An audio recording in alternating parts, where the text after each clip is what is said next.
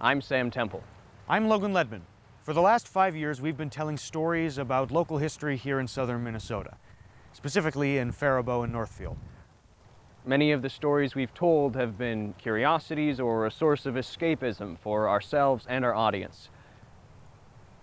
This is not that.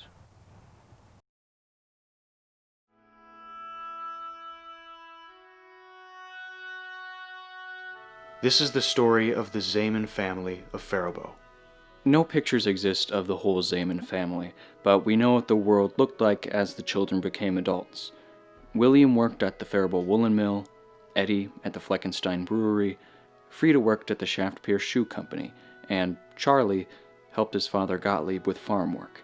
In 1918, Eddie was 25 and Frida was 21. Martha, William, and Mary were all under 20.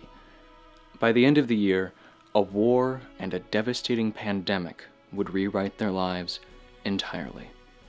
Much of their story before 1918 was typical for an immigrant family. Their father, Gottlieb Zeamann, had arrived in America on May 13, 1885. A passenger ship, the Hohenstaufen, had carried him from Bremen, Germany, to Southampton, England, and finally to New York City. In 1886, he married a woman named Elenia Ronate. She was called Lena for short. She was 20 years old, and he was 24. Like we said, no photographs exist of the Zaymanns. We can imagine what they looked like on their wedding day based on photos of other German immigrant couples, like this one. Their first child was born by the time they journeyed west to Minnesota. He was born on July 17, 1892. They named him Edward. He's the only Zeamann we have a photograph of, but we'll get to that. They had their first daughter a few years later. She was born on April 22, 1896. They named her Frida. Gottlieb and Lena raised 4 other children, Charlie, Martha, William, and Mary. By 1915, the family lived on 4th Avenue Northwest in Faribault. The 6 children grew up with their father doing odd jobs for local farmers. From 1914 on, a new challenge intensified for the Zaymanns. As German immigrants, Gottlieb, Lena, and the kids would have experienced the suspicion and paranoia that nearly all German Americans, especially first-generation immigrants, faced as the Great War began in Europe. For Edward Zeamann, however, the question of his involvement in the war was decided for him. At first, he was eager to prove his devotion to his family's newfound country. Eddie was turned away from the enlistment office initially, told he was too short to serve. This is our only known picture of him. Everything changed barely 2 weeks later. On April 26, 1918, draft number 321 was called to service. That day, Eddie would have seen that number, his number, and his mind must have raced as his new future came into view. This time, Eddie was accepted. At 11:05 a.m., Eddie and 33 other boys rode to Camp Dodge for training. Accompanying him to his departure was a jubilant crowd composed of the colorful home guards, the Faribault band, adoring children, and cheering citizens. Within 6 months, Camp Dodge would be an epicenter of a lethal disease, a conduit for the plague about to devastate the country. For now, the soldiers played around, worried, and prepared for Army life. Eddie Zeamann of Faribault, Minnesota, was now Private Zayman of Company D of the 358th Infantry Regiment of the 90th Division of the United States Army. The young private and his fellow rookies were put through a hasty and strenuous training. The next months went by in a flash. A parade-filled rendezvous in England was a highlight for the troops as they traveled to Europe. Eddie celebrated his 26th birthday on July 17, 1918, just days after Company D arrived in France. He was plunged into an intensive 5 weeks of punishing training to prepare for combat on the Western Front. Eddie prepared for gas attacks, bayonet charges, and midnight trench raids, as their hasty training in Iowa gave way to what war would actually look like in the 20th century. In August, Eddie marched to the front, passing through ruined villages atop the accumulated debris of years of destruction. This footage is from the National Archives records of Eddie's division. He could be any one of these men, and the rest were his friends, his comrades, all he had left to remember the world on the other side of the ocean. In September, the fighting began. On September 25th, Eddie's battalion was ordered to make a direct attack on the main defensive line of the German army. The attack would be a red herring to distract German military attention before the majority of the forces would strike elsewhere. It was a disaster. Half of Company D's total deaths across the entire war occurred on this single day, in a totally useless attempt at a distraction. In this death trap, at about 5 a.m. in the morning, a young man named Eddie Zeamann was shot and killed. In the aftermath, it was too dangerous for the survivors to retrieve the bodies. Eddie's remains were never found. They, along with countless other unidentified bodies, were left to decay and decompose on the continent his parents left decades before. Barely a month after Eddie's death, the Allied powers triumphed, rewriting the map of much of Europe, Africa, and the Middle East, as well as setting the stage for the Second World War. Edward Zaymann's family was relatively poor, and his short life before the Great War is almost entirely undocumented. So there are very few things we know about Eddie. His draft card says he was of medium build and medium height. It says he had gray eyes. It says he had light brown hair. He must have laughed someday. He must have sobbed someday. He must have quarreled with his 5 siblings but loved them anyway. Someone probably broke his heart. He had friends and hopes and secret dreams he never told anyone, and he died in southern France on September 26, 1918. He has an empty grave in Faribault's Maple Lawn Cemetery. Even as the war drew to a close, among both those troops fighting in Europe and those stationed stateside, a lethal enemy was rearing its head. Frederick Heiberg, training to be an army mechanic, wrote to his family back home in Northfield on September 28, 1918, just a few days after Eddie's death, describing a new disease. The whole camp is quarantined because of the Spanish Influenza, which you have read about, no doubt. Now don't think we're all half dead, because this is done as a precautionary measure mostly. The disease is mostly fever, but as far as I know, there are no serious cases in camp. Don't worry about us, because I've never felt more peppery in my life, and perchance if I should get it, I'd get the best of care. Phoebe Persons from Northfield wrote to her son Arthur, who's over in France. She described the quickly changing situation the day after Frederick sent his letter. That Spanish influenza is very bad all over.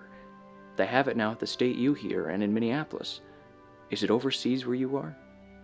Indeed, an influenza virus called the Spanish flu had just begun to spread in Minnesota. The Spanish flu acted by causing such a severe response to itself in a person's immune system that it killed them. This meant, essentially, that the healthier a person's immune system was, the more likely they were to be killed by the virus. It devastated the young. Far more Americans in France died from the Spanish flu than from bullets or artillery shells. When soldiers came home from the front, they brought the virus back with them. The first outbreak in Minnesota started, as a result, in Fort Snelling. It spread out to other Army encampments and then hit colleges and universities.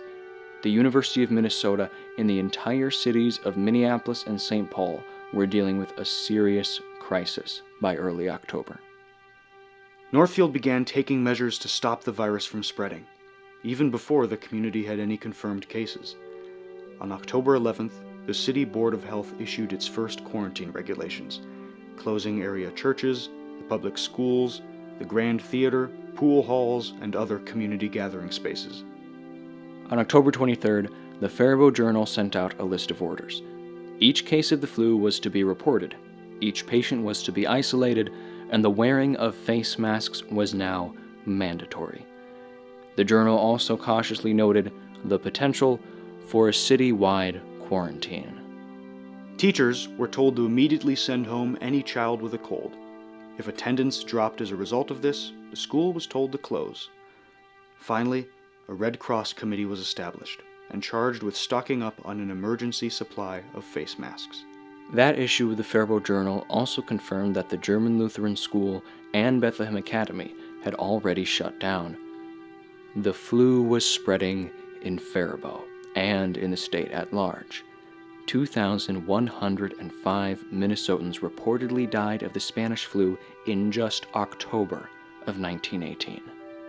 On November 3, 1918, after 3 weeks of quarantine, the first case in Northfield was confirmed. The virus had spread quickly at the colleges, 40 cases at Carleton, 29 at St. Olaf, and 41 in the city proper by November 14th, with one death.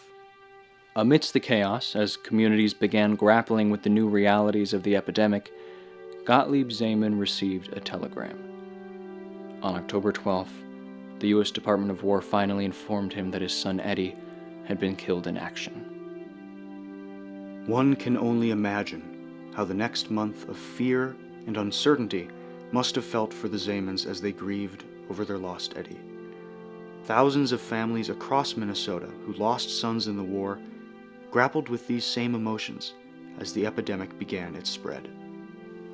In Faribault, after merely pondering a quarantine in October, a strict lockdown policy was enforced beginning in early November. The City Board of Health ordered the immediate, indefinite closure of all public and private schools, all libraries, churches, theaters, saloons, pool halls, and public elevators. It also expanded the restrictions from October, ordering all stores and banks to open late and close early, making it a violation to enter a store without a mask, and limiting the number of customers allowed in a single store to 6 at a time. The rules went even further. Families were ordered to keep their children at home at all times unless on necessary business. All establishments were banned from operating soda fountains and from serving soft drinks. Every store was required to have at least one person on guard to ensure that all restrictions were being upheld. All employees at factories and in businesses were required to stay at least 6 feet apart when on the job and while entering and exiting.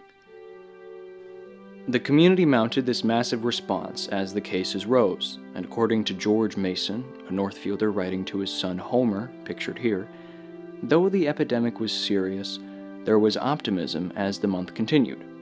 It has been pretty bad here in Northfield. 3 boys at St. Olaf has died from it, and Mrs. Hermond Rowe died from it. It is better now, though. There hasn't been any new cases for 5 or 6 days now, so I think it is about to leave Northfield now. November ended, and the flu did fade as December began. But before the flu slowly faded from Minnesota, it reportedly killed 3,260 more Minnesotans in that month. There's no way to know what the scene was really like, so we can only imagine which symptom 22-year-old Frida Zeamann felt first, or when precisely she felt it. Maybe she woke up one morning, sometime in early November, with a raging headache, or shaking with a fever. And we have no way of knowing how she felt.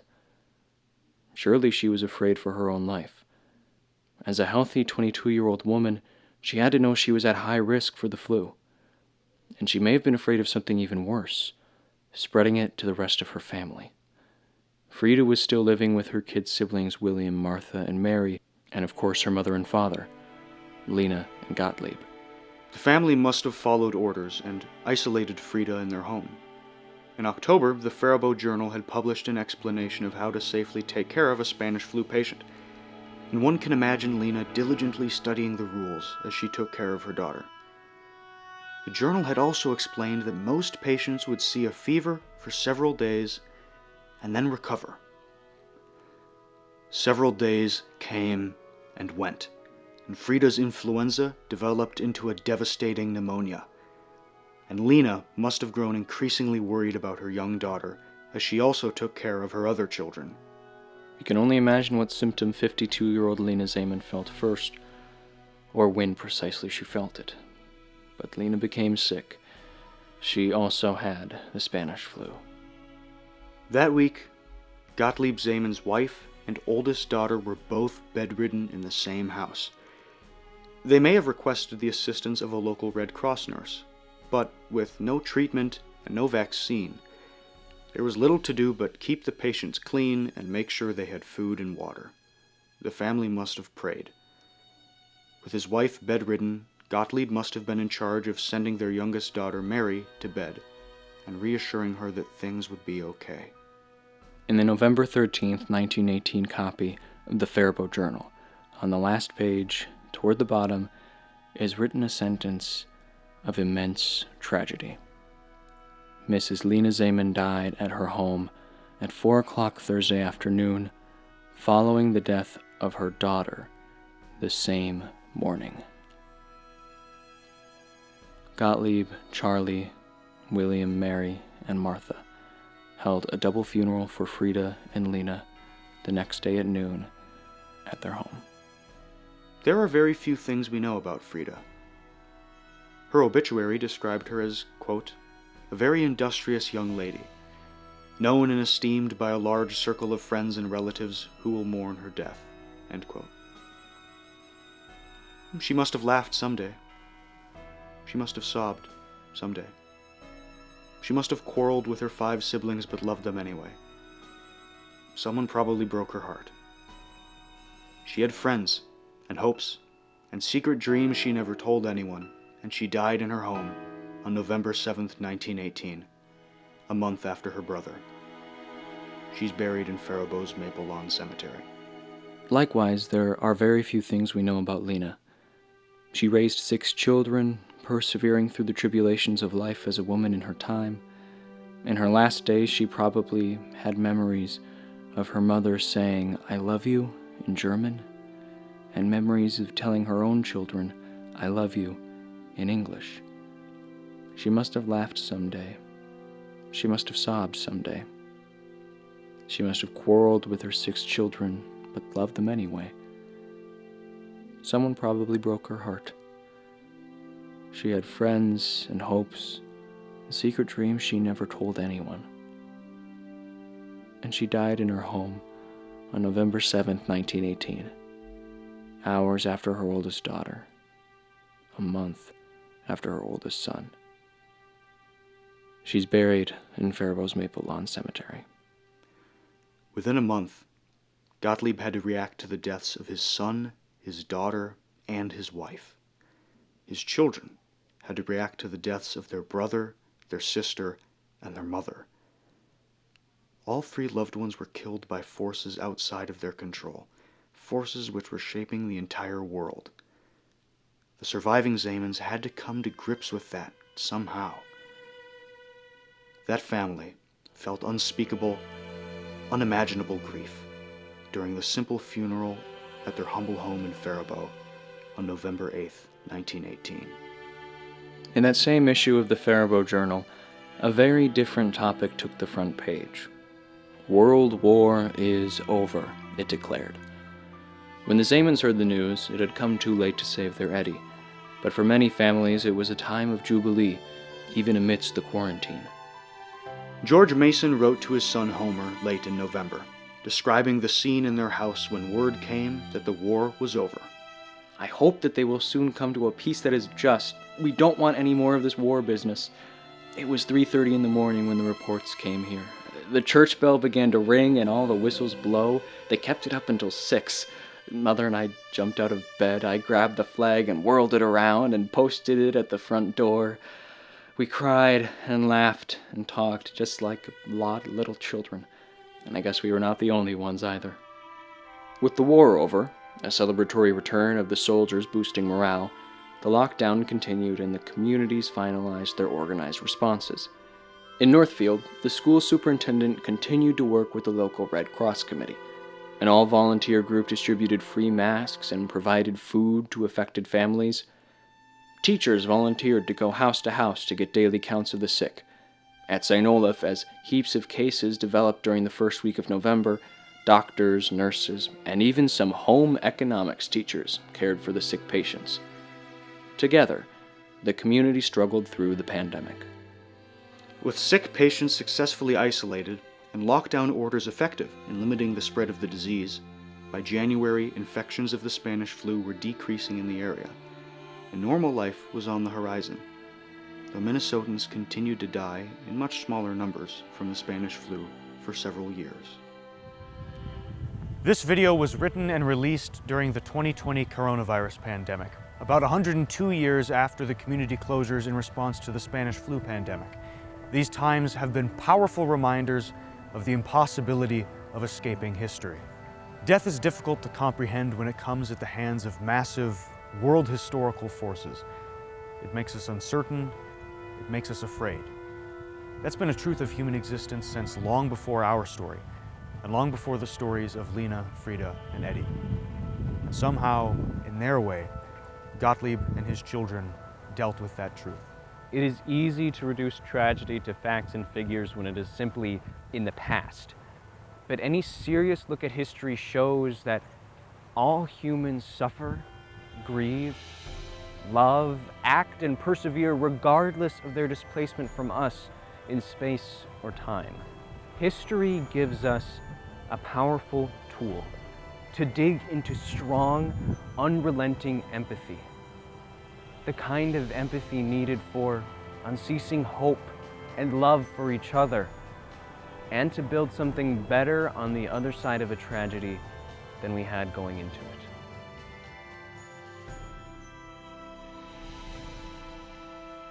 There are very few things we know about a man named Gottlieb Zeamann.